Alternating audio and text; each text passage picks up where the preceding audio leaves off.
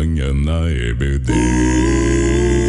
Os jovens aprendendo, adultos sim estão, também os pequeninos, as crianças. Que legal! Oh, que momento sem igual, cresce na fé e no saber, vem com a família pra EBD. Vem com a família pra EBD. Vem pra EBD.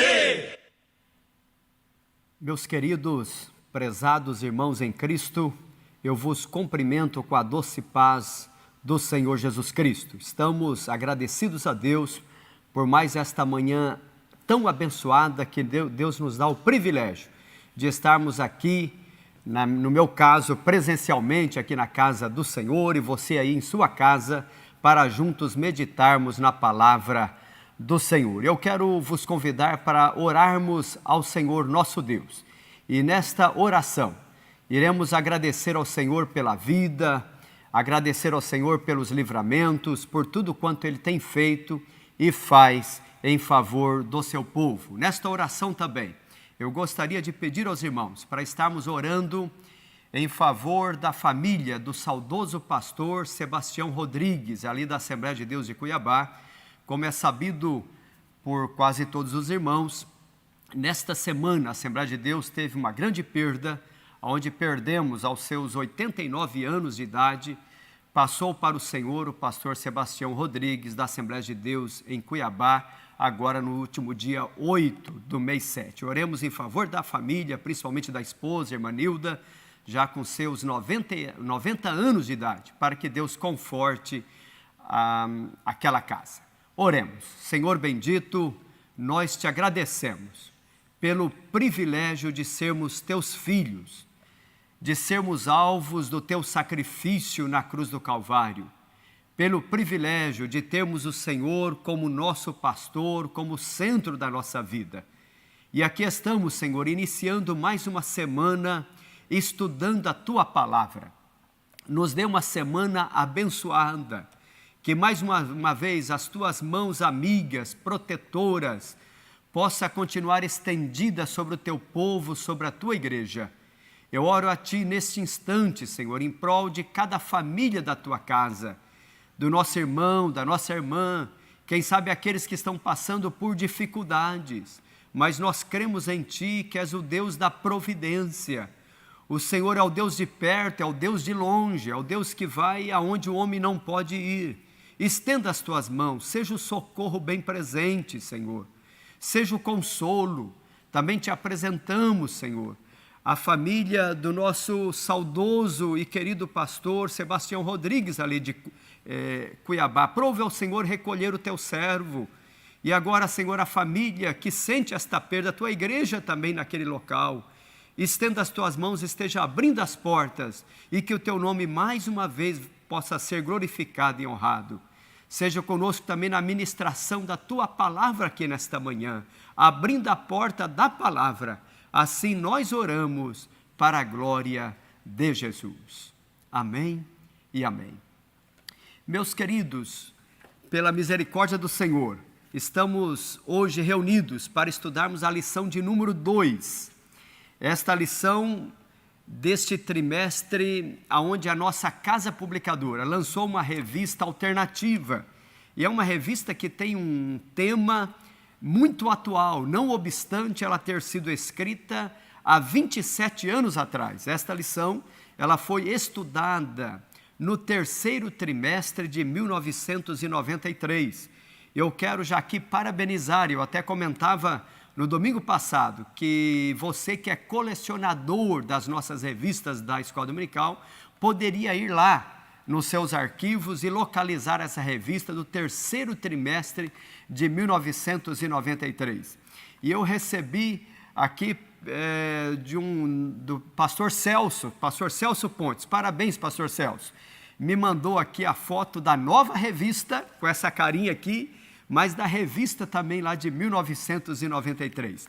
Isso demonstra o seu interesse pela palavra. Eu quero crer que muitos dos nossos irmãos têm essa revista lá escrita. Revista esta comentada pelo saudoso missionário irlandês em terras brasileiras, pastor Eurico Bergsten. Pastor Eurico foi pastor aqui no Brasil, em Minas Gerais, na Bahia, também no estado do Ceará, depois veio para o Rio de Janeiro e é um dos grandes expoentes que nós tivemos em solo brasileiro, onde escreveu muitas revistas da nossa casa publicadora, pelo menos 35 revistas, parece ser o comentarista com o maior número de revistas comentadas. Também com 5 livros, entre eles, por exemplo, o livro Teologia Sistemática, que hoje é estudado em muitos cursos de teologia da nossa igreja Assembleia de Deus. Louvamos a Deus pela vida deste homem que passou por nossas terras. Muito bem, no domingo passado, meus prezados, dentro desse tema, os princípios divinos em tempos de crise, né? E até parece que o pastor Eurico, ele estava vivenciando os nossos dias, e não obstante ter se passado 27 anos, esta mensagem é mais recente do que nunca, né? E veja que no domingo passado nós estudamos a primeira lição, que foi uma visão panorâmica do que vamos aprender nesses 13 próximos domingos. Tratou sobre o tema Daniel ora por um despertamento, você pode ver na tela aí, né? E eu faço questão de colocar esta frase que trouxe aqui no domingo passado, que essa oração, esta lição falava sobre a questão da oração, a necessidade de nós orarmos. Eu comentava até que a oração é a respiração da alma, né? O crente que muito ora tem muita vitória, mas quem pouco ora está passando por um sério risco. Há uma necessidade de que nós, quanto igreja, voltemos à oração. A oração é a chave, como a fé é a força que move essa chave. Oração e fé são 2 ferramentas imprescindíveis para a igreja de Jesus Cristo aqui na terra. Eu coloquei essa frase que eu gostaria de repetir, nós não sabemos o autor dela, diz assim, que não busque a Deus quando precisar, busque sempre, porque orar antes de fazer algo é dependência, orar depois de fazer é gratidão, e orar sempre é comunhão. Então, ore sempre. A oração é a respiração da alma, né? Que isso venha a ser uma realidade, venha a ser uma busca, porque assim, se nós esperarmos ter desejo para a oração, não vamos orar nunca, porque a nossa carne deseja as coisas efêmeras, as coisas da carne. Mas a oração tem que ter um esforço, né? É um sacrifício. Aliás, a palavra, Deus nos criou para adoração, e adoração é um sacrifício. É um sacrifício onde nós sacrificamos o próprio corpo, né?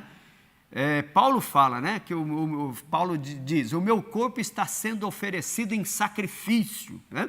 Essa deve ser também a nossa atitude. Na tela seguinte, ainda dentro desta recapitulação rápida, né, nós comentávamos que Daniel, aquele moço que saiu ainda jovem de Jerusalém, levado, deportado de Jerusalém como cativo, como prisioneiro para a Babilônia, a grande força do império da época, tinha aproximadamente de 15 a 17 anos de idade, um adolescente, mas se propôs no seu coração não se contaminar com o paganismo babilônico. Colocamos até uma foto aí, feita por alguns artistas mais recentes, supondo que Babilônia deveria ser mais ou menos no seu apogeu, como esta foto que está aí expressa, né?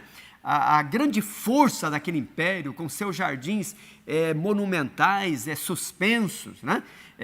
Rodeada por um aqueduto do rio Eufrates que circundava aquela cidade, tornando praticamente intransponível. Dificilmente um exército inimigo poderia conquistar Babilônia, haja vista a forma como ela foi edificada. Mas aquela cidade que parecia ser intransponível, né? Quando Deus quer fazer algo, não há homem que impeça. anos depois de Nabucodonosor, depois de Nabonido, o filho de Nabonido, Belsazar, ele está banqueteando com os seus grandes no seu palácio e é trazido para ali os vasos, trazido ali o candelabro que estava no templo do Senhor em Jerusalém, e ele começa a beber nas taças que pertenciam ao templo. Deus aparece e escreve na parede, com apenas a parte de uma mão, dizendo Mene, Mene, Tekel, Ufarsim. E Daniel é lembrado, é chamado, é trazido à presença de Belsazar, e Daniel interpreta aquela escritura e diz, ó rei, o que está escrito é isso, pesado foste na balança e foste achado em falta. O teu reino será tirado de ti e será dado aos medos. E a Bíblia nos diz, Daniel capítulo 5 termina com esta expressão, né?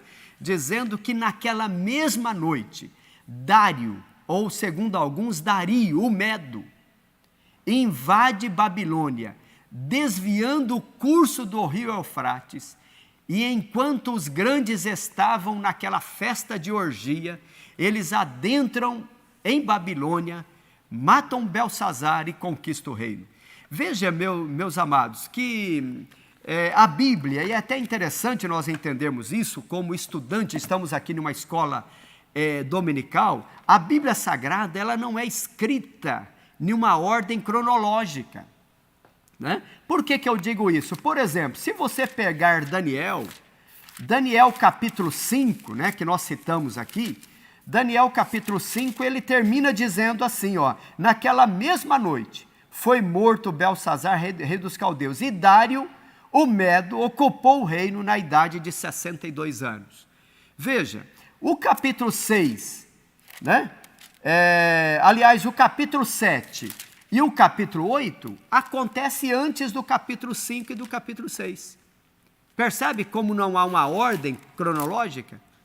Tá? Se você for ver por livros também, por exemplo, hoje nós vamos adentrar sobre o livro de Esdras e Neemias. Esdras e Neemias está antes do livro dos Salmos, bem antes do livro de Daniel. Não obstante Esdras e Neemias estar bem antes do livro do Daniel, Esdras e Neemias viveram após Daniel, tá certo? Viveram depois. Então o assunto de hoje, por exemplo, nós vamos entrar na questão de Esdras e Neemias, que ocorre após Daniel já era morto nesta ocasião, tá certo? Então é importante que eu e você tenhamos esse entendimento da palavra. E é até bom que se diga, porque Daniel capítulo 5 falou sobre Dário, né? Domingo passado. E hoje nós vamos estudar sobre um outro rei, o rei Ciro, apesar de termos comentado também sobre ele no domingo passado. Porém, Dário, né, foi sucedido por Ciro. Ciro conquista a Babilônia, né, e se torna o grande rei, né? Ciro chamado o Grande, é exemplo de Alexandre, um rei grego que veio tempos depois, também chamado Alexandre o Grande. Ciro também é conhecido como Ciro o Grande, um rei persa que dominou, e ele fez com que o exército dos medos se ajuntasse ao seu poderio, e ele se torna o rei dos medos e dos persas, e se torna aí um grande império. Nós vamos mostrar alguma coisa aí na sequência, né? Pois bem, na próxima tela, você já pode ver aí o tema, então, da nossa lição de hoje. Vamos pensar um pouquinho nesse tema, lição de número 2, despertamento espiritual, um milagre. Veja bem, despertamento espiritual, um milagre, porque só pode haver despertamento espiritual por um milagre. A nossa carne não deseja o despertamento. Se Deus não agir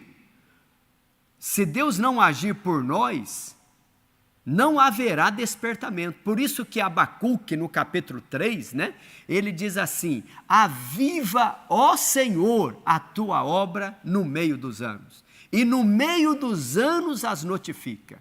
Aviva, ó Senhor, porque ou Deus age, ou nós vamos ficar à mercê? Veja que o tema, então, é despertamento, né? Essa palavra despertar, eu comentava alguma coisa muito rápida sobre isso no domingo passado. A palavra despertar, que é sair da inércia, né? Que é espertar, de estar esperto, né? Significa também acordar, e eu gosto, porque essa palavra acordar, veja que acordar, ela tem a palavra cor é de coração, né? Em outra palavra, acordar é porque só tem juízo aguçado, só está plenamente na sua faculdade mental quem está acordado, né?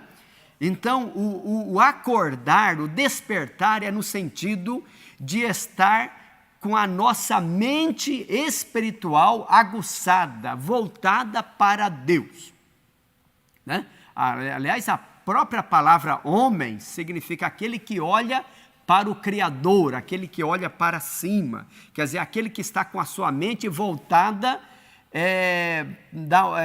para o ser que o criou, né? Então, este é o sentido do despertar, o despertamento espiritual, né? E veja, os irmãos, que é uma necessidade, né? Se isso era uma realidade na época de Daniel, se era uma realidade na época de Esdras e Neemias, se era realidade há 27 anos atrás, quando o pastor Eurico Bergstein escreveu esta lição, o que dirá hoje? Há uma necessidade hoje de que despertemos, né?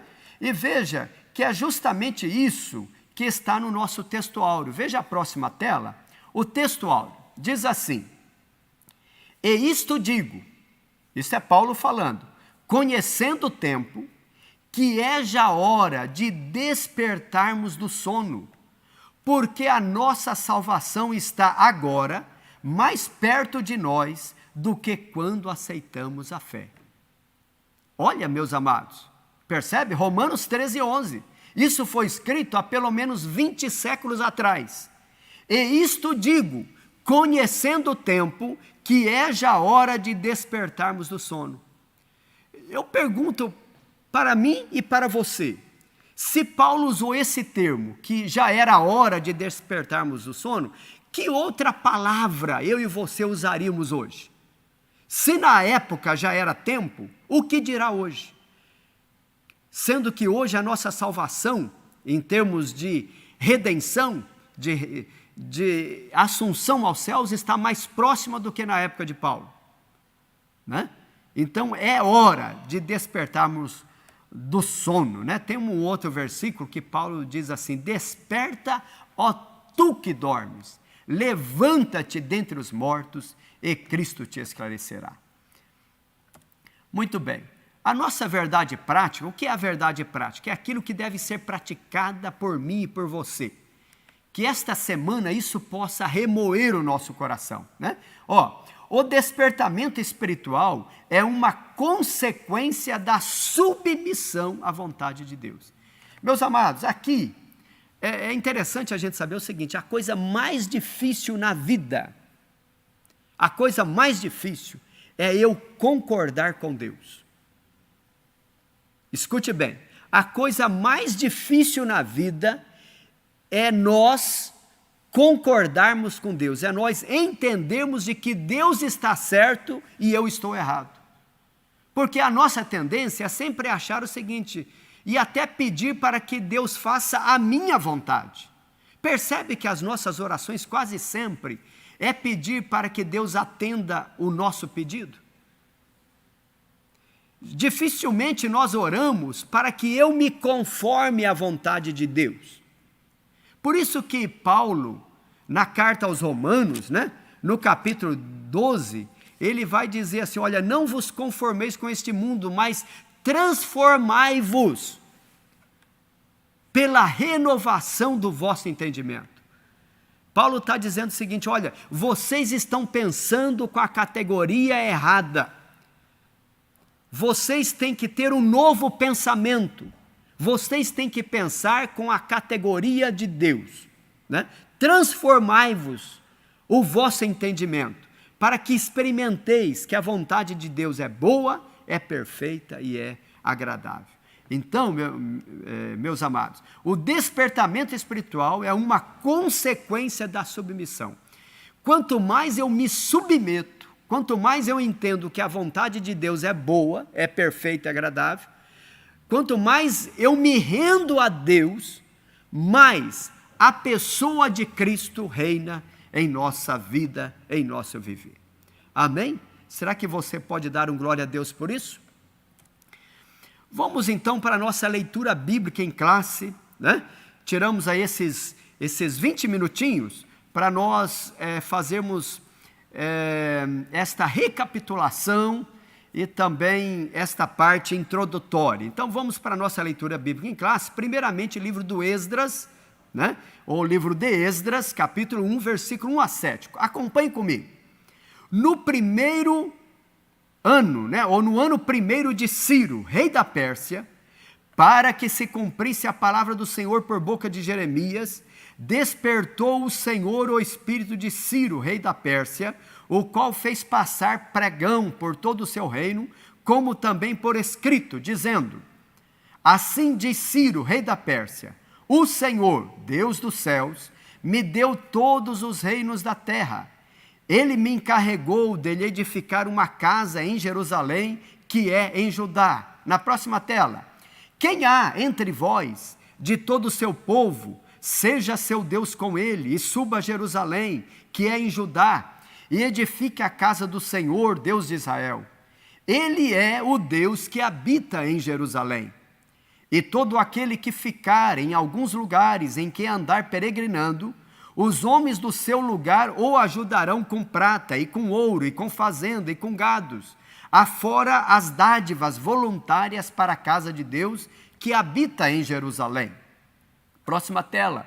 Então se levantaram os chefes dos pais de Judá e Benjamim, e os sacerdotes e os levitas com todos aqueles cujo espírito Deus despertou para subirem e edificar a casa do Senhor que está em Jerusalém.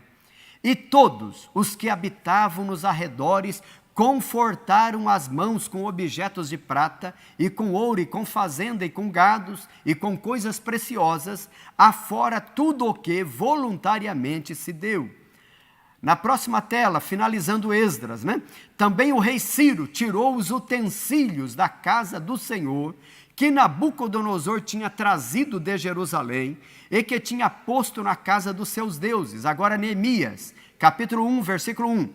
As palavras de Neemias, filho de Ecalias, e sucedeu no mês de Quisleu, no ano 20º, estando eu em Suzã, a fortaleza, que veio Anani, um de meus irmãos, ele e alguns de Judá, e perguntei-lhes pelos judeus que escaparam e que restaram do cativeiro e acerca de Jerusalém. E na próxima tela terminamos, diz assim: e disseram-me, os restantes que não foram levados para o cativeiro, lá na província, estão em grande miséria e desprezo, e o muro de Jerusalém fendido, e as suas portas queimadas a fogo. Louvado seja o Senhor. Eu sei, irmãos, que o livro de Esdras e de Neemias são dois livros muito pouco lidos por cada um de nós. Nós lemos muito pouco. Aliás, nós deveríamos ler mais. O Esdras, meus amados, e aqui eu gostaria de fazer um parênteses. Esdras está para Israel pós-Davi, como está Moisés antes de Davi. Assim como Moisés foi o grande libertador que tirou o povo de Israel do Egito e trouxe para Canaã, assim também é Esdras. Esdras é considerado o segundo maior homem da história de Israel. Moisés, o grande libertador, e Esdras também, o homem que, juntamente com Neemias, foram responsáveis pelo retorno de Israel do cativeiro. Vale a pena ler Esdras e Neemias. Aliás, quando nós vamos estudar as 70 semanas de Daniel, né, profetizada no capítulo 9 do livro que leva o seu nome, é imprescindível estudar capítulo 9 de Daniel, entendendo Neemias, porque Neemias é que vai dar o start, aonde vai iniciar a contagem das 70 semanas de Daniel. Neemias é categórico, é preciso, é cirúrgico, ele vai dizer a data, e nós temos que partir desta data para entender essa. Então veja como são dois livros impressionantes, não obstante ter datas e ter nomes, e é uma pergunta que nós estudantes da palavra temos que fazer, o porquê esses nomes, o porquê essas datas, né? Tudo isso é para mostrar que Deus age na plenitude dos tempos. Deus não age nem antes e nem depois, Deus age no momento certo. Você acha que o momento já é passado? Mas Deus tem o seu momento certo para agir. Na próxima tela eu coloco aqui o objetivo desta lição de hoje, né? É reconhecer a origem de um despertamento espiritual e suas finalidades. Então vamos lá, eu coloco aqui primeiramente uma contextualização, né? Veja que no domingo passado nós falamos sobre Daniel, né? Que foi no primeiro ano de Dário que Daniel começa a orar. Mas agora, um tempo se passa até que a promessa se cumpra, e já não é mais Dário. Agora, quem tomou conta do mundo foi o rei Ciro, que estava lá na Pérsia, hoje Irã, mas que tomou o reino dos Medos e se tornou um grande monarca, né? E veja que o rei Ciro é no primeiro ano, é assim que ele assume o comando, né? Assim que ele assume o reinado, que ele dá a ordem. Então o decreto de Ciro já estava lavrado, os judeus poderiam voltar à sua terra e erguer Jerusalém. Aqui, irmãos, cabe até uma ressalva, o seguinte: o rei Ciro é aquele rei profetizado, né, por Isaías 200 anos antes, até o seu nome, Deus o chama do meu pastor. E veja que Ciro era um monarca diferente de outros monarcas que até então o mundo tinha tido. Por exemplo, os assírios foi uma monarquia e um reinado impiedosos, né?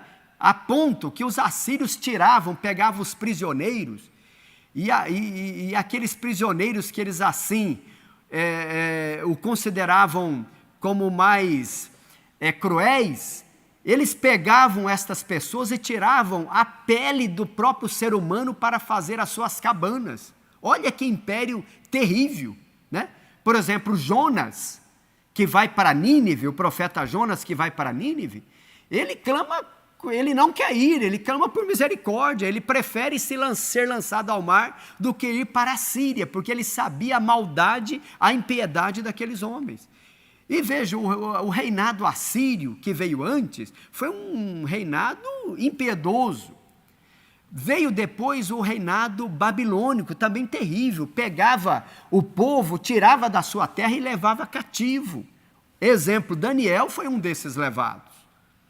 Mas agora surge um outro império, o Império Persa, comandado por Ciro, um rei que tinha muita diplomacia, né? Ele na realidade usava de muitas sutilezas, né? Era mais na questão da conversa, e uma das atitudes de Ciro é que ele fez com que os povos que estavam dispersos, não apenas os judeus, mas outros povos, pudessem retornar para a sua terra, e dar ordem para os judeus para que retornem, né? Mas olha, eu coloco aqui, a maioria dos judeus estava acomodada à vida na Babilônia. Não é assim que acontece conosco? Veja bem, 70 anos já vivendo ali na Babilônia, já tinham constituído família, né?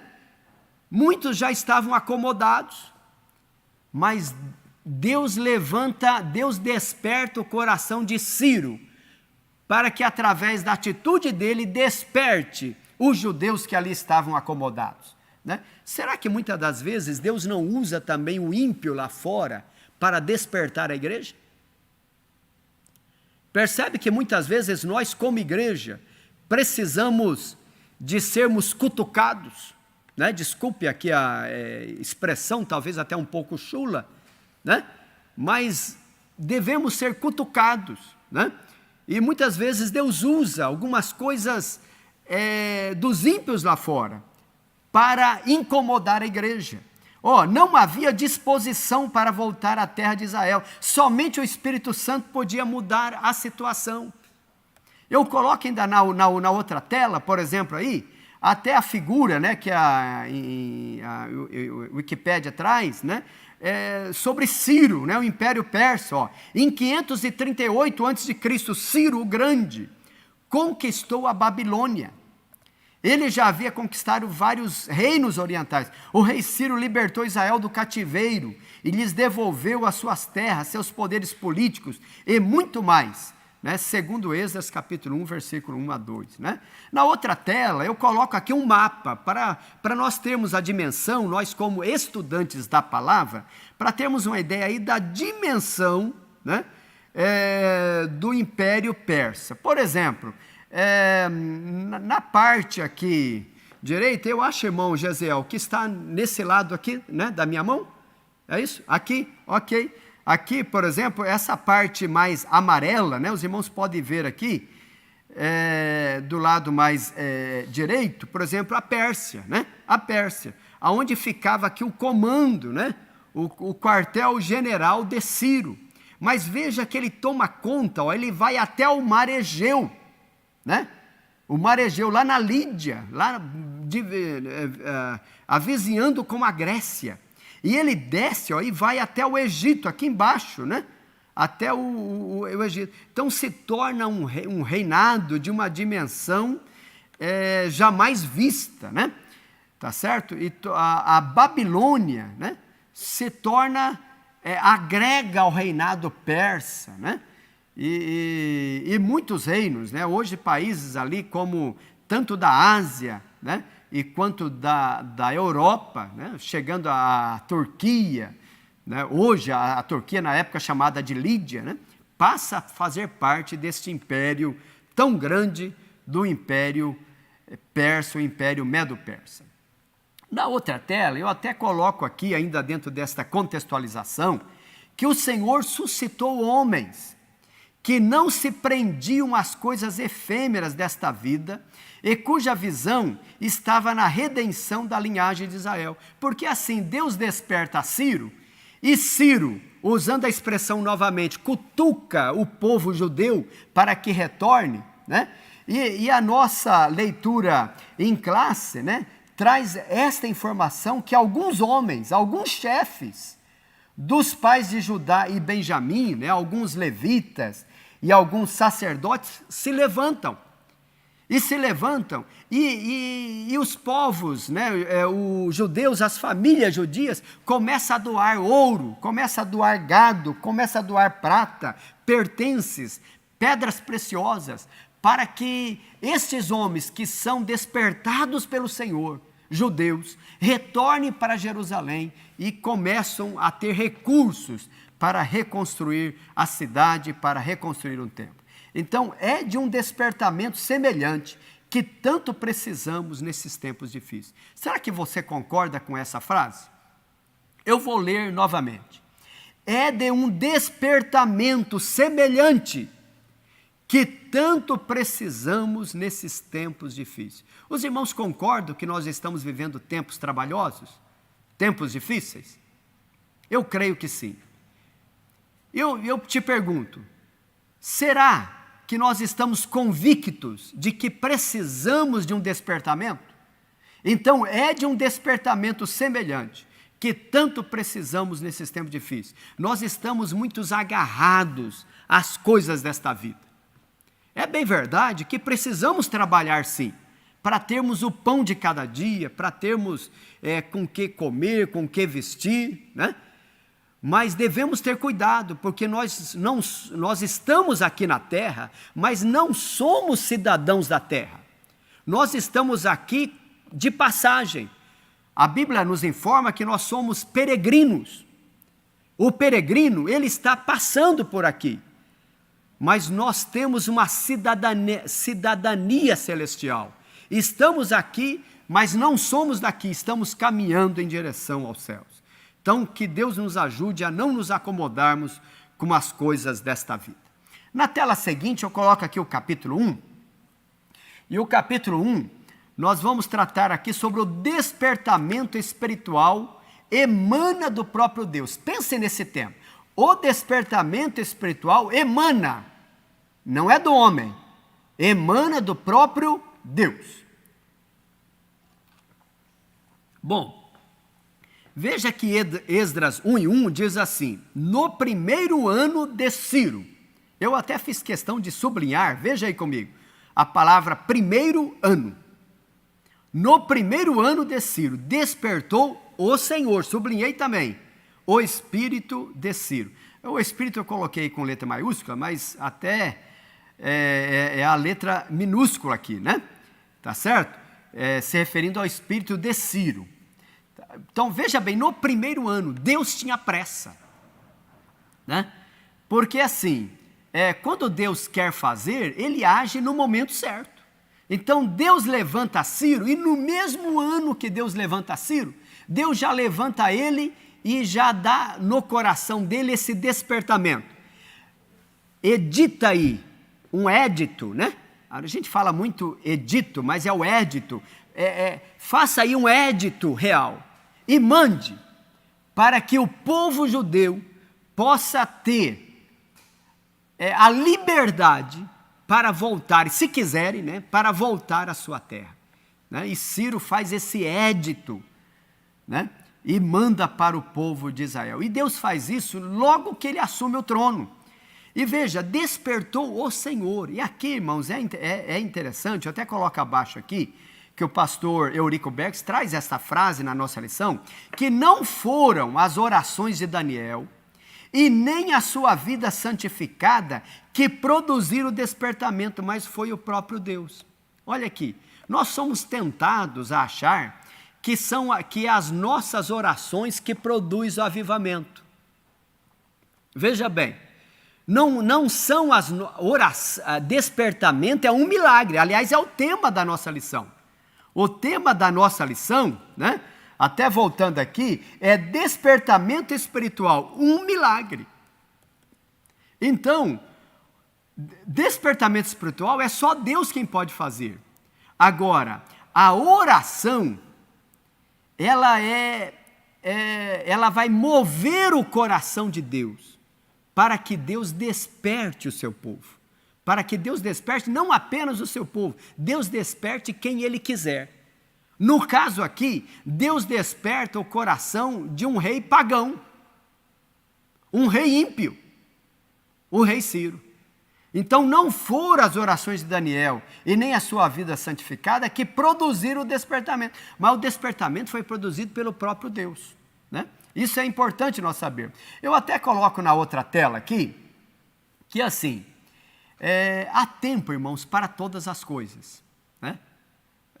Eclesiastes cita isso, né? Que há tempo para todo propósito debaixo dos céus. Há tempo de plantar, há tempo de ceifar, há tempo de semear, né? Há tempo de nascer, há tempo de morrer, há tempo para todas as coisas. E veja que aqui no primeiro ano de Ciro chegou o tempo. A escritura estava dita. Jeremias havia escrito e Daniel, anos atrás, quando Dário assumiu o comando da Babilônia, Daniel entendeu pelos escritos de Jeremias que o tempo era chegado e ele percebia que não havia nenhum movimento ainda. Mal sabia ele que aquele reinado de Dário não duraria muito tempo, seria por pouco tempo. Anos depois, possivelmente Daniel já estava morto. Deus levanta Ciro, que conquista a Babilônia, né? E Ciro dá a ordem, de um momento para o outro, mesmo que o cenário parecia que não estava preparado. De um momento para outro, Deus muda o cenário. Não é assim na minha e na sua vida? Não parece que quando a gente olha para alguma coisa, parece que as portas estão fechadas? E em nenhum momento, em um instante, Deus faz as coisas acontecerem, né? Eu até coloco aqui, aliás, eu não coloco aqui, mas assim, é bom que a gente entenda assim, nós temos na Bíblia 2 salmos, o Salmo 70 e o Salmo 40. Tem muitas pessoas que só estão no Salmo 40, né? Tem outros que só estão no Salmo 70. O Salmo 70 é um salmo interessante, porque ele diz assim: apressa-te, ó Senhor. Você percebe que a gente é mais voltado para o Salmo 70? Apressa-te, ó Senhor, né? Apressa-te, ó Deus, em me livrar. Senhor, apressa-te em me ajudar. Mas, irmãos, nós temos que conjugar o Salmo 70 também. Mas, mais do que conjugar o Salmo 70, temos que conjugar o Salmo 40. Esperei com paciência no Senhor. Há uma necessidade de que nós esperemos com paciência no Senhor, né? Do Senhor vem a resposta, né? A Bíblia até nos informa, por exemplo, que Jesus nasceu na plenitude dos tempos. Acho que é Gálatas 4:4, Paulo fala isso, que Jesus veio e nasceu na plenitude dos tempos. Deus tem o tempo para todo o propósito, né? Por isso que eu coloco nessa tela aí, onde tem a figura do rei Ciro, né? Onde eu coloco assim, que Deus usa instrumentos para cooperarem com ele, mas o autor do despertamento é ele mesmo. Então Deus pode usar a mim e você para ser um despertamento para muitas pessoas, mas o autor do despertamento não sou eu e nem é você. O autor do despertamento aqui não foi Daniel. O autor do despertamento foi o próprio Senhor. Foi Deus quem despertou o coração de Ciro.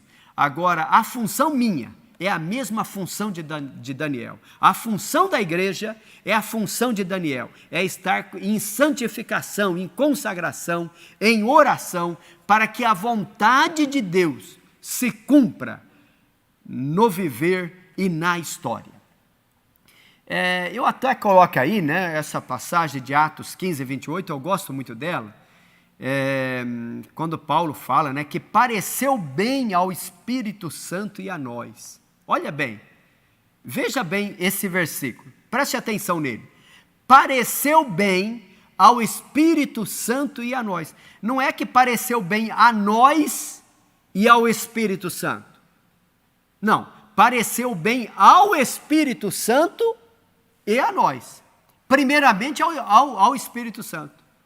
Quando nós estamos no centro da vontade de Deus, quando eu entendo que a vontade de Deus, ela é boa, perfeita e agradável, e que eu tenho que me conformar, e eu me conformo à oração de Deus cada vez que eu me submeto a Ele, que eu sou submisso ao seu querer, né?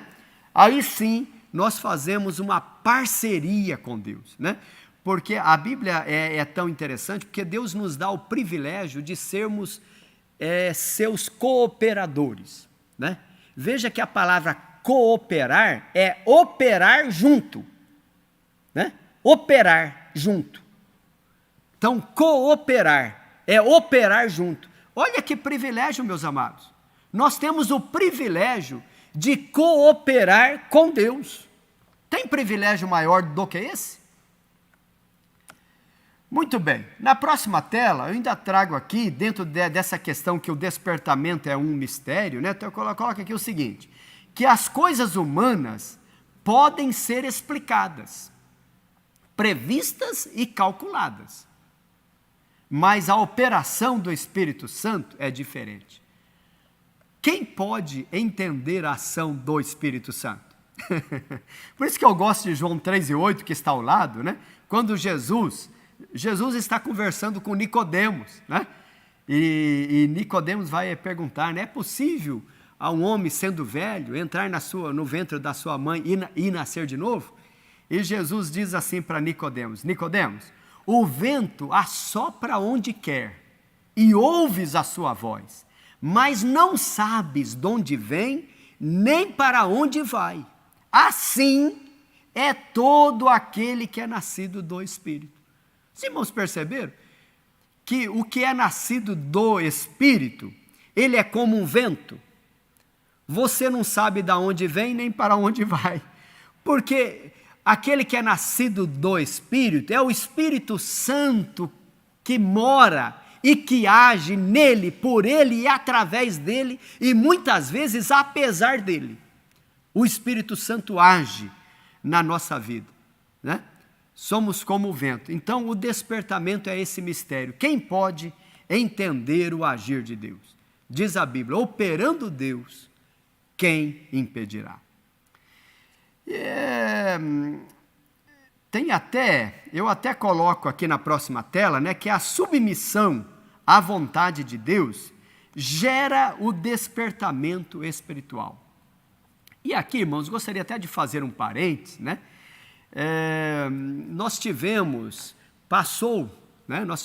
O mundo teve o privilégio de receber entre os seus filhos um missionário americano, é um missionário metodista, né?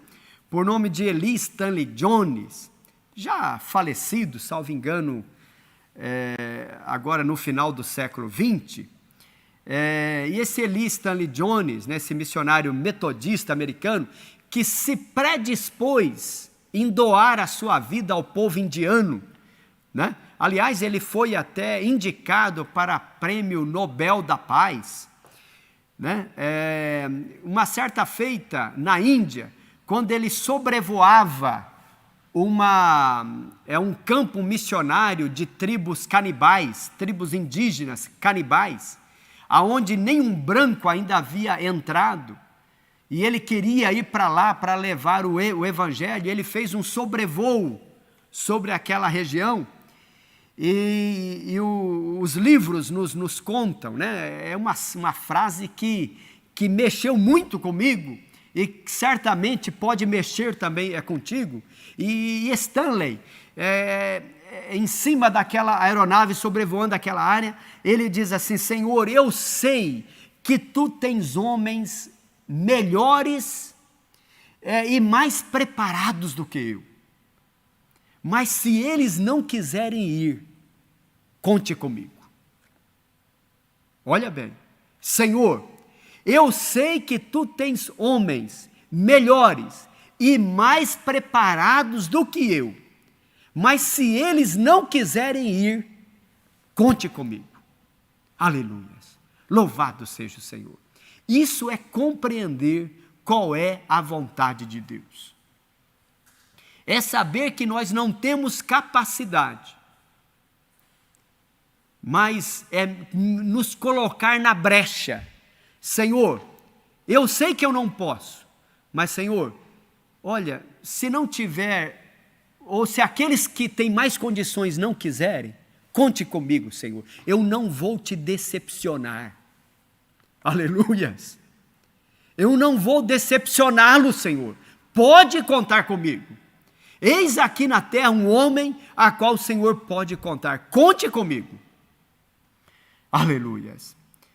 Então a submissão à vontade de Deus gera o despertamento espiritual. E eu gostaria, meus amados, aleluias, louvado seja o Senhor, aleluias, eu gostaria de finalizar esta lição, a síntese desse tópico 1, né, dizendo que o despertamento espiritual emana de Deus. Por isso, ele usa os instrumentos que achar necessários para cooperarem com a sua soberana vontade. Será que você pode dar um glória a Deus por isso?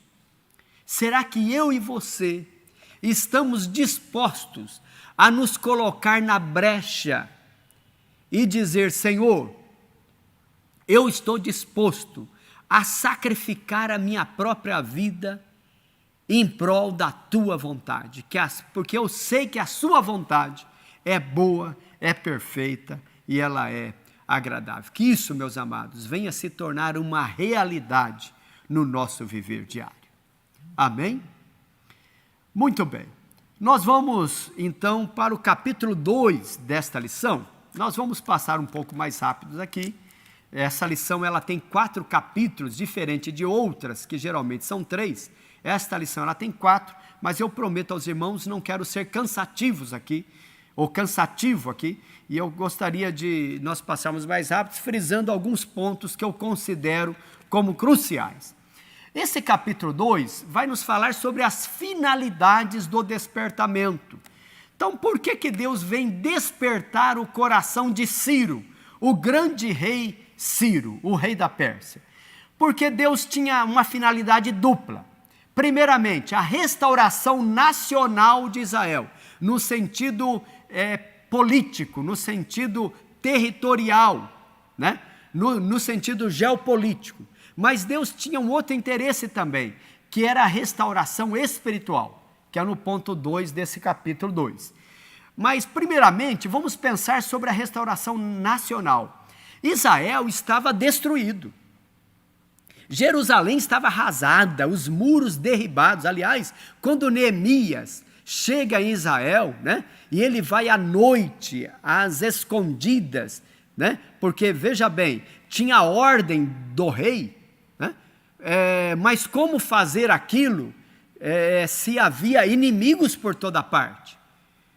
Né? E ele vai ver, ele vai perceber que as intempéries, as adversidades seriam grandes como foi. Veja que os soldados de Neemias, quando eles vão reconstruir primeiramente os muros, porque Neemias, ele tem o estalo, ele tem o entendimento, né? Ele tem a estratégia correta. E nós como cristãos, quanto igreja, temos que ter a estratégia correta. Né? Deus dá a direção, mas muitas vezes Deus deixa para mim e para você montar a estratégia. Tá certo? Eu gosto sempre de dizer isso. Por exemplo, Deus aparece em sonho para José, o pai de Jesus, e diz: olha, José, pega Maria e o menino e fujam com eles para o Egito. Mas Deus dá a ordem, a direção era o Egito, mas Deus não diz a estratégia, qual horário eles deveriam fugir e de que maneira. A estratégia coube a José. E José, como um bom estrategista, o que ele fez? Anoiteceu e não amanheceu em Belém. Saiu à noite de Belém. E quando amanheceu o dia, cadê aquela família que estava aqui? Ninguém sabia para onde havia ido. A estratégia cabe à igreja. Deus dá a direção, mas a estratégia é minha e sua. E aqui, Deus deu a estratégia, por exemplo, para Neemias. Em 52 dias, veja bem, em 52 dias os muros foram restaurados, mas os soldados tiveram adversidade. Sim, senhores. Porque não é porque Deus está conosco que a coisa vai ser dada de mão beijada. Deus está conosco, mas a perseverança depende de mim e de você. Neemias, os soldados contratados por Neemias, eles trabalhavam com uma mão na espada e a outra mão construindo o muro. Você já pensou que dificuldade? Uma mão na arma e a outra mão fazendo a obra? É assim, a adversidade vem.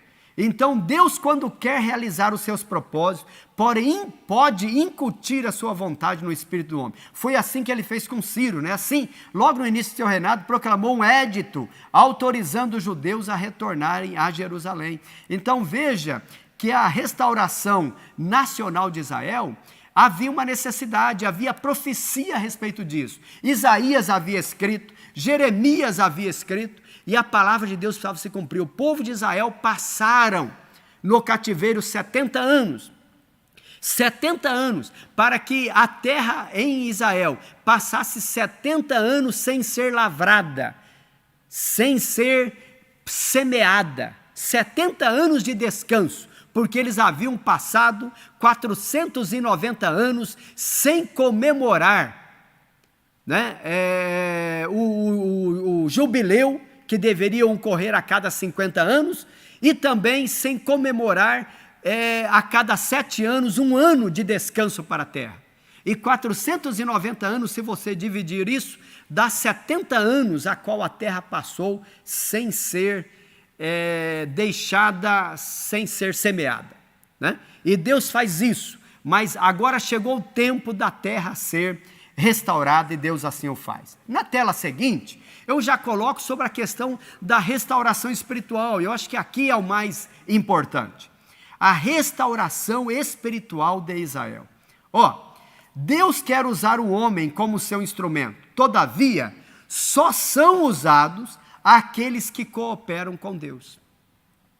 Porque tem alguém que ele não quer ser usado por Deus, ele quer usar a Deus. Já viu pessoas assim? Que ele quer dar uma mãozinha para Deus, né? Veja o caso, por exemplo, nós temos na Bíblia um dos nossos patriarcas, né? Veja o caso, por exemplo, de Abraão e Sara, que não tinham filhos, né? Em vez de cooperar com o Senhor, eles tentaram inverter a ordem, né? Eles queriam que Deus cooperasse com eles, né? E vai ter o filho de Agar, isso está uma confusão que se estende até os nossos dias, né? As consequências ficam, mas feliz é o homem que entende que ele é um instrumento para ser usado nas mãos do Senhor, e que eles devem cooperar com Deus e não querer usar a Deus, né? Então, Deus exige mais que prioridade. Entenda bem, grave esta frase. Deus exige mais que prioridade. Ele exige exclusividade. Exclusividade. Olha, Deus não aceita que nós o adoremos com o coração dividido, né? O próprio Jesus disse, vocês não podem servir a dois senhores, não pode servir a Deus e não pode servir ao dinheiro, a mamon. Ou sirvam a Deus ou sirvam a mamon. Aliás, essa questão de coração dividido é tão repugnante para Deus, né? Que Deus, Apocalipse capítulo 3, por exemplo, quando Deus vai dar entre as 7 cartas escritas por João para as igrejas da Ásia, a última carta foi a igreja de Laodiceia, que representa a igreja que estamos vivendo hoje. É a igreja pré-arrebatamento, é a última igreja. O capítulo 3 de Apocalipse, o versículo 15, diz assim, eu sei as tuas obras, que nem és frio nem quente. Tomara que foras frio ou quente.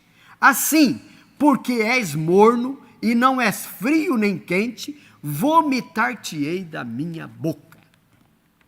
Meus amados, a mornidão, sabe o morno? Aquele que nem é quente nem frio, ele nem é crente, ele está no meio termo, ele está que nem aquele jovem, o Eutico, sentado na janela, né? Alguns chegam a dizer que aquele que está na janela, Satanás não se preocupa mais com ele, porque ele já está do lado de lá, entendeu? Se ele está na janela, é porque ele já está do outro lado. Porque servir a Deus, Deus exige exclusividade, Deus não divide o nosso coração com ninguém.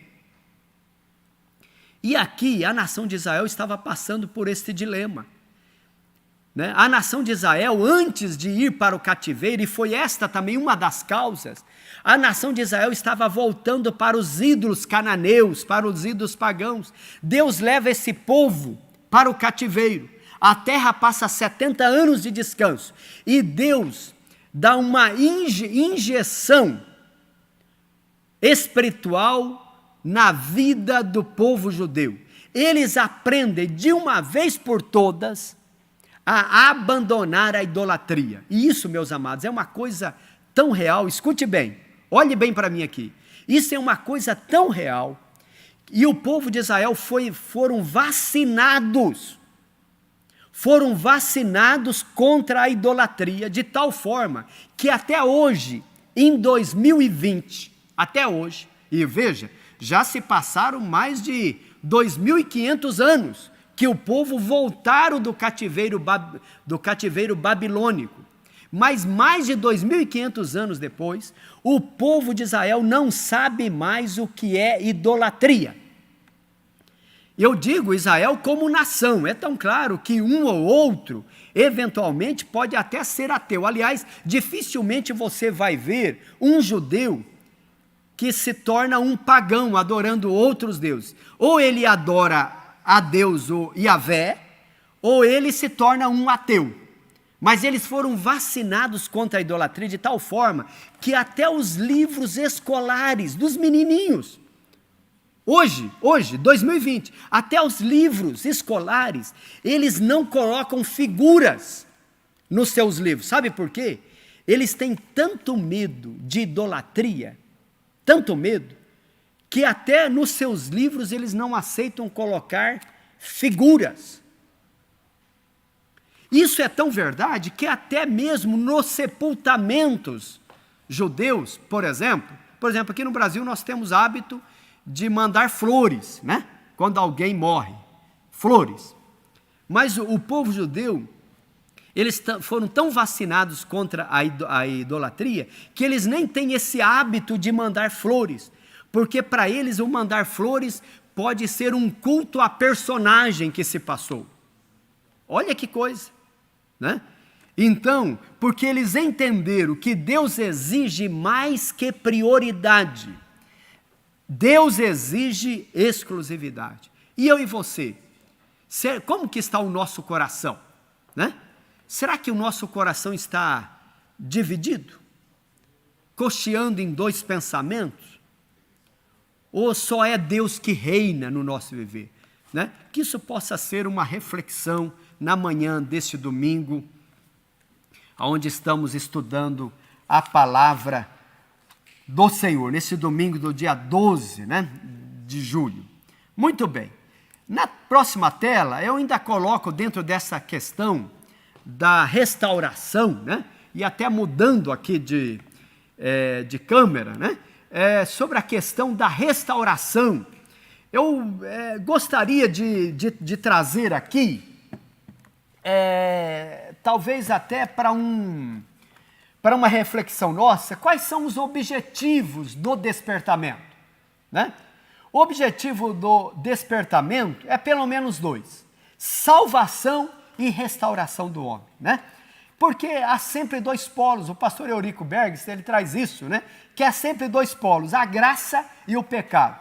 O apóstolo Paulo vai falar que aonde abundou o pecado, superabundou a graça, né? Mas há sempre esses dois polos, a graça e o pecado, né? Na tela seguinte, irmão Gesiel, eu até coloco aí, né? Que assim, que o Espírito Santo é sempre intolerante com o pecado. E é interessante, meus amados, nós pensarmos o seguinte, hoje se fala tanto nessa questão da intolerância, né? Nós estamos em momentos muito difíceis, maiormente aqui em terras brasileiras, onde se fala muito sobre a intolerância racial, a intolerância política, né? A intolerância racial, enfim. Mas o Espírito Santo é sempre intolerante com o pecado. Escute bem, a Bíblia diz que Deus ama o pecador, mas Deus abomina o pecado. Deus não é intolerante com o homem, não, senhores, pelo contrário. Deus é tolerante com o ser humano, mas tolerante, muito tolerante. Porém, Deus não tolera o pecado. O pecado é aquele que faz a divisão entre o homem e Deus, né? Eu até coloco embaixo aqui que mais o Espírito Santo também aponta para Jesus como aquele que perdoa e salva, né? Então, o Espírito Santo, que é intolerante para com o pecado, ao mesmo tempo que ele não tolera o pecado, ele nos aponta para Jesus. E o escritor aos Hebreus vai nos escrever dizendo, olhando para Jesus, o autor e o consumador da nossa fé. Muito bem. Isso, irmãos, é importante, né, nós estarmos atentos, né? Porque Deus é aquele que não aceita que o homem o adorem ou divida o seu coração com o outro. Ou o homem adora a Deus ou não o adora, né? Essa questão de morno, Deus vomita da sua boca, né? Aquele que é morno, diz a Bíblia, vomitar-te-ei da minha boca. Eu coloco na tela seguinte aqui, meus amados, o fechamento deste capítulo 2. Veja aqui, as finalidades, veja bem, as finalidades do despertamento envolviam as restaurações nacional e espiritual de Israel. A primeira restaurou a pátria, né? Nós falamos aqui sobre a restauração nacional de Israel. E a segunda restaurou o homem da idolatria dos deuses pagãos do exílio. É lindo a gente ver isso na Escritura Sagrada.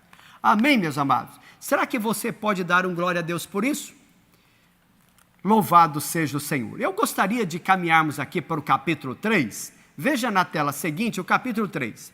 Deus cumpre as suas promessas. Será que você pode dizer um amém por isso? Deus cumpre ou não? Deus cumpre as suas promessas. Eu sou testemunha disso. E eu quero crer que você também é testemunha. Quantas promessas. E por que Deus cumpre as suas promessas? Porque Deus não é homem para que minta, e nem filho de homem para que se arrependa. Deus é aquele que tem toda a história diante dele, daí o porquê. Deus é onisciente, e o conceito de onisciência não é apenas saber tudo antes que aconteça. O conceito de onisciência é que todas as coisas estão diante dele. Como diz Isaías 46, versículo 10. Deus é aquele que conhece o fim desde o princípio. Daí o porquê ele é Deus, tá? Então Deus cumpre as suas promessas. Olha Isaías 44 e 28, né? Diz assim, Isaías, 200 anos antes, né? Quem diz de Ciro, é meu pastor e cumprirá tudo o que me apraz. Dizendo também a Jerusalém, sê edificada, e ao templo, funda-te. Irmãos, isso assim é uma coisa tão interessante. Se os irmãos forem pesquisar depois, os irmãos vão ver que tem até uma corrente de estudiosos que até chegam a dizer que o livro do profeta Isaías, os 66 capítulos, porque Isaías é como se fosse uma miniatura da Bíblia Sagrada, assim como a Bíblia Sagrada tem 66 livros, o livro do profeta Isaías tem 66 capítulos, né? E é interessante porque o livro do profeta Isaías também é dividido em duas partes, assim como a Bíblia tem o Antigo Testamento e o Novo Testamento. E o livro do profeta Isaías também é dividido em duas partes. Isaías vai falar profecias que se cumpriram tanto na íntegra, que tem uns pseudos estudiosos aí que chegam até a dizer de que o Isaías que escreveu essa segunda parte não é o mesmo Isaías que viveu 200 anos antes disso acontecer, mas que era um outro chamado de Deutero-Isaías, que viveu nesta época do cativeiro e escreveu o que ele estava presenciando, né? Isso é tentar tirar, né, a onisciência do nosso Deus. Mas é importante que nós, como estudantes da palavra, saibamos até disso, para não cairmos nesta armadilha. O nosso Deus é o Deus que escreve e que sabe de todas as coisas antes que elas aconteçam. Isaías escreveu com precisão, dá o nome de Ciro, diz que faria aquilo que Deus lhe apraz, ou que Deus queria, dizendo que este homem iria mandar edificar Jerusalém, né, que Jerusalém ser edificada, e queria mandar reconstruir o templo. E é isso que Ciro faz, né? Jeremias 27, 22, Jeremias viveu pelo menos antes de Ciro aqui, pelo menos uns 100 anos antes. Antes de Daniel, pelo menos aí uns 70, né? A Babilônia serão levados, e ali ficarão até, olha a palavra, até ao dia em que os visitar, diz o Senhor. Então, os farei subir e os tornarei a trazer a este lugar. Eu trago na tela seguinte aqui, dizendo o seguinte, que Deus renova suas promessas de bênçãos. Em cada despertamento, Deus vivifica, dá vida novamente e renova as promessas de bênçãos ao seu povo. Foi assim com Israel no cativeiro, foi assim na fundação da igreja. Lembra que o povo de Israel, na época de Jesus, o templo estava uma exploração mercantilista, aonde o próprio Jesus entra no templo e até vira as mesas dos cambistas. O próprio Deus tinha saído do templo, ido para o deserto e levado o seu profeta João Batista. E João Batista era considerado como a voz do que clama no deserto. Veja a expressão, voz do que clama no deserto. O próprio Deus clamando lá do deserto. Porque Deus tinha mudado de endereço. Deus saiu do templo e Deus foi para o deserto e leva o seu profeta para lá. Mas a igreja de Cristo é inaugurada no dia de Pentecoste. Porque Jesus disse, eu te digo, Pedro, que tu és Pedro, e sobre esta pedra edificarei a minha igreja. E a igreja foi esta renovação da esperança para a humanidade. Assim como Deus fez com Israel no cativeiro, com a igreja, na sua fundação, também continua sendo assim para a nossa geração. Deus age na vida do seu povo, na vida da sua igreja. Na tela seguinte, eu coloco aí que Deus renova a fé dos abatidos. Pelo despertamento, Deus cria ambiente de fé, de expectativa de oração. No tabernáculo, por exemplo, lembra lá do tabernáculo? Na antiga aliança? A Bíblia diz assim, olha, e o fogo arderá continuamente sobre o altar e não se apagará. Veja, o fogo no altar do incenso deveria queimar continuamente, o tempo todo. O dia todo e todos os dias, o fogo deveria ser mantido aceso. Do mesmo modo, Deus quer que o fogo do Espírito não se apague de nossos corações. Que no nosso coração, esta chama acesa no dia que aceitamos a fé, possa cada dia incendiar-nos mais. E de tal forma que nós possamos ser também incendiadores de outras vidas, Possamos, através da nossa forma de viver, contagiar outros corações para servir ao Senhor Jesus Cristo. Eu finalizo esse capítulo 3, na tela seguinte, dizendo assim, Deus é fiel em cumprir as suas promessas dadas ao seu povo. Além de vivificar, de trazer vida novamente e renovar as suas promessas, Ele também renova a fé dos que estão abatidos. Será que você pode dar um glória a Deus por isso? Que a nossa fé venha estar cada dia mais viva dentro de nós, Aviva, ó Senhor, a tua obra no meio dos anos. E no meio dos anos as notifica. Abacuque capítulo 3, E nós vamos aqui, meus amados, já caminhando para o nosso fechamento. Grato a Deus pela sua atenção. Já para o capítulo 4 dessa nossa lição, que vai falar sobre o despertamento torna os homens obedientes à palavra. E olha, eu gostaria de dizer aos irmãos o seguinte, avivamento sem palavra não é avivamento. O avivamento surge com o estudo da palavra. O estudo da palavra traz avivamento. O avivamento, ele faz com que os homens se voltem à palavra. Veja que Daniel, que pedia por um avivamento, Daniel começa a pedir pelo avivamento lendo a palavra. Ele lia o profeta Jeremias. A Bíblia diz assim, e entendeu Daniel, entendeu Daniel lendo Jeremias, que o tempo era chegado. O estudo da palavra. Veja que quando o povo de Israel volta para Jerusalém, para a sua terra, Esdras, a Bíblia diz que Esdras lia a palavra, Esdras, por exemplo, capítulo 8, Esdras lia a lei, e olha, as leis cerimoniais. Ler só os 10 mandamentos é rápido, mas as leis cerimoniais, além de ser demorado para ler, fala sobre algumas coisas de difícil entendimento. Esdras colocou um púlpito, e o povo em pé, do sair do sol até o meio-dia, veja bem, do sair do sol até o meio-dia, Esdras em cima de um palanque, lendo a lei cerimonial.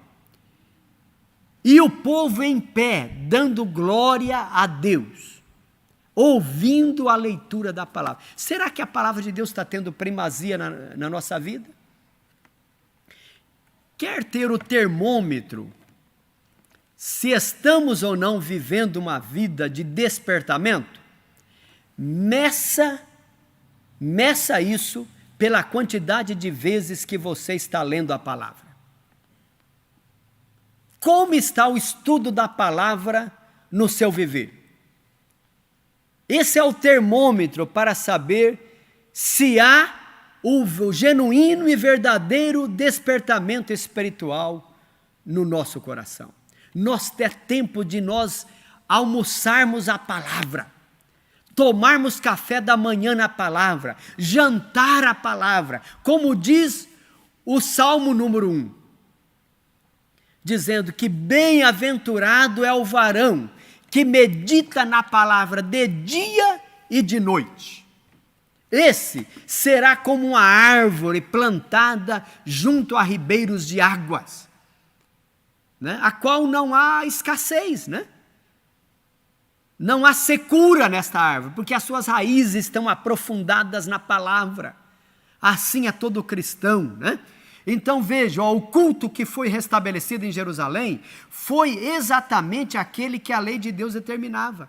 Irmãos, não é momento para inovação. Nós estamos vivendo em épocas em que está surgindo muitas inovações. Olha, o evangelho é muito simples. O evangelho é estudo da palavra, é o que está aqui. O que sair fora disso é disfuncional. Não precisa inovação. Vamos fazer agora o show gospel. Agora nós vamos rodopiar aqui nada de inovação. Alguém diz, olha, agora nós vamos orar por um copo de água. Após a oração, tome o copo de água. Irmãos, isso não é bíblico. Não precisamos de inovação. O povo de Israel voltaram para a sua terra, mas não voltaram com inovação. Eles começaram a estudar a palavra, e a exemplo do que era feito outrora, eles iniciaram o culto da mesma forma, né? Então veja, não foram introduzidas novas formas de culto, nem qualquer mistura de doutrinas babilônicas. Cuidado, meus amados. Nós como estudantes, nós como cristãos, não podemos trazer as coisas do mundo para dentro da igreja.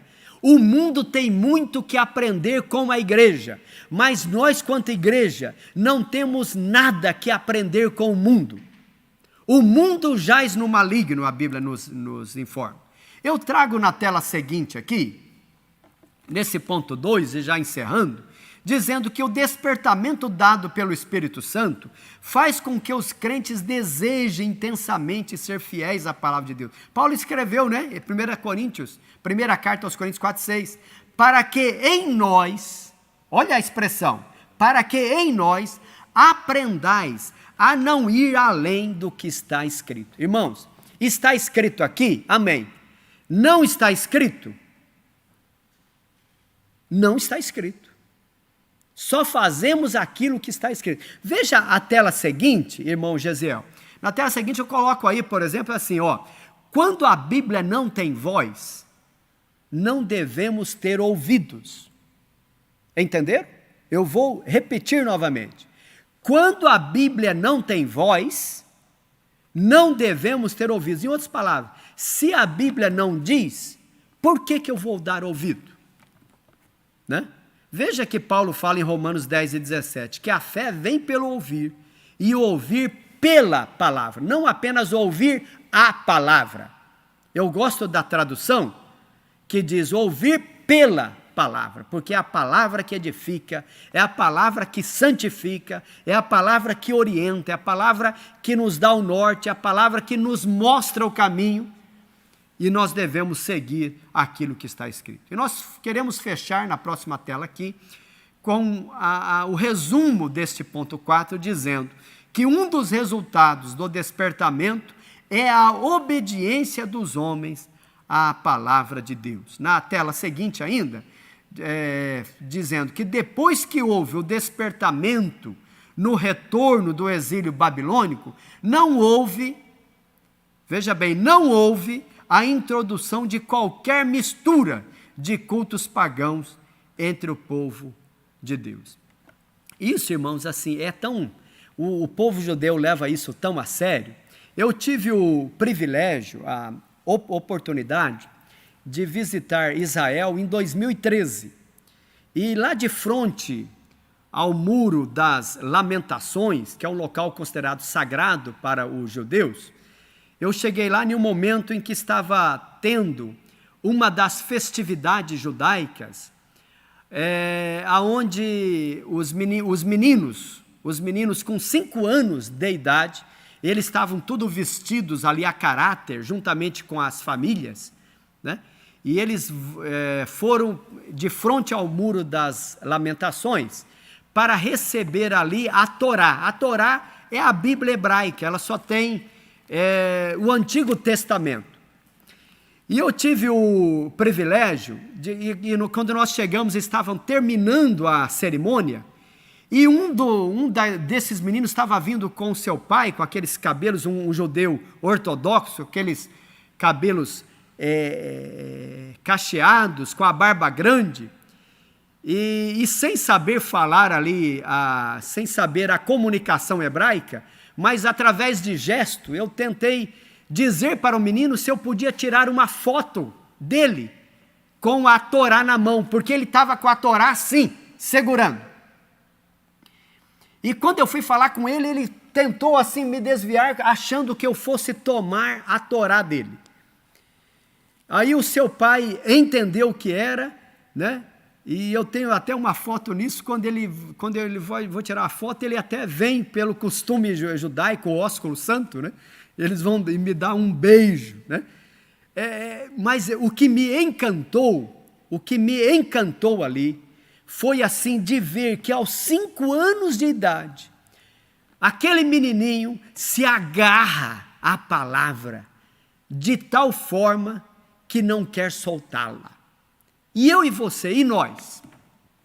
E veja que um menino judeu, com 12 anos de idade, quando ele vai fazer o seu batizado, chamado de bar mitzvah, aos 12 anos de idade, ele tem que recitar os 613, olha bem, recitar de cor, os 613 preceitos da lei. Será que eu e você sabemos qual que é o primeiro mandamento? Dos 10, apenas do decálogo, dos 10 mandamentos. Qual que é o primeiro mandamento? Responda para você. Se você está pensando que o primeiro mandamento é honrar a Deus sobre todas as coisas, você tem que voltar à palavra. Já errou. Né? O primeiro mandamento, não terás outros deuses diante de mim.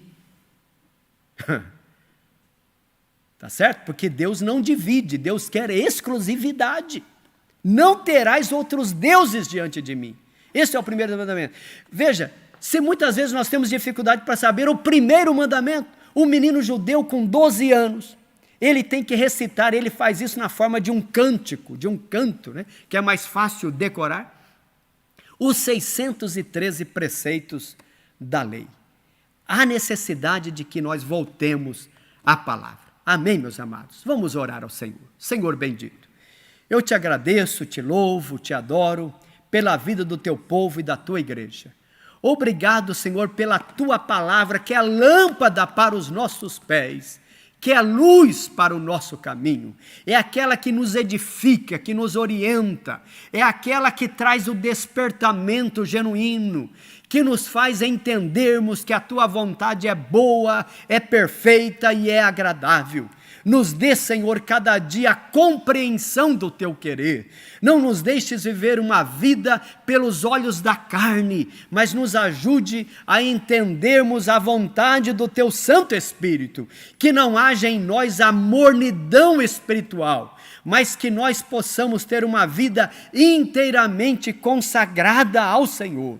Assim como despertaste o coração de Ciro, assim como despertaste o coração dos chefes dos judeus ali na Babilônia, para que voltasse a Jerusalém e reconstruísse a cidade e o templo, nos desperte também, para que nós possamos reconstruir a nossa sociedade, reconstruir a nossa geração, e que o mundo possa ver o Senhor operando em nós. Assim oramos, ó Pai, para a glória de Jesus. Eu quero agradecer a todos os irmãos que estiveram conosco nesta 1h25 de estudo da palavra. Que possam ter um domingo abençoado em nome de Jesus. Na escola dominical, estudar a Bíblia, estudar a Bíblia, estudar a Bíblia. Na escola dominical, vem mais de Deus aprender, fortalece e faz crescer. É domingo de manhã na EBD. Os jovens aprendendo, adultos sim estão, também os pequeninos, As crianças, que legal! oh.